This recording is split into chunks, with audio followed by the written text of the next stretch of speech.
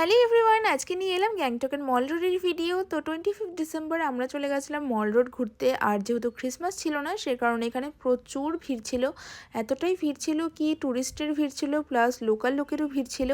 একদম চলাফেরা করা যাচ্ছিল না। কিন্তু যদিও বা আমরা একদিনই যাবো এখানটায় আর একদিনই ঘুরবো, সে কারণে যতই যাই হয়ে যাক না কেন, আমরা তো অনেক কষ্ট করে এদিক ওদিক করে ঘুরেই নিয়েছিলাম। আর এখানে লাইটিং ছিল খুবই সুন্দর, এত সুন্দর লাগছিল দেখতে না, ঝলমল করছিল পুরো জায়গাটা। আর এই লাইটটা আরও বেশি করে সুন্দর দেখাচ্ছিল সব কিছুকে। তারপর আমরা চলে গেছিলাম লালবাজার। আর এখানে নাকি খুব সস্তায় জিনিস পাওয়া যায়, কিন্তু একদমই সস্তা ছিল না কোনো কিছু। তারপর এখানে ঢোকার পর ওর এই জ্যাকেটটা পছন্দ হয়েছিল, তাই আমি বললাম চলো পছন্দ হয়েছে তো নিয়ে নাও। তারপর আমরা আরও এই দোকান সেই দোকান ঘোরাঘুরি করে দেখছিলাম। আর যাই হোক, ভিড়ের জন্য ঠিক করে দেখতেও পাচ্ছিলাম না, তাও যতটা পারছিলাম দেখে নিচ্ছিলাম। কারণ এরপরে আমি ভেবেই নিয়েছিলাম কেউ আমাকে আর নিয়ে আসবে না, তাই একদিন এসেছিলি ভালো করে দেখেই নিই।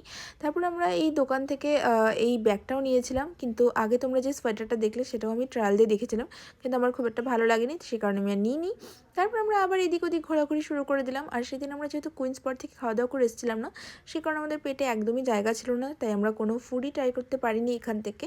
তারপর আমরা হোটেলে ফিরে চলে গেছিলাম, হোটেলের ছাদে। আর ছাদের থেকে দেখো ভিউটা একবার, এত সুন্দর দেখাচ্ছে, একদম ক্লিয়ার দেখা যাচ্ছিলো সব দিকে।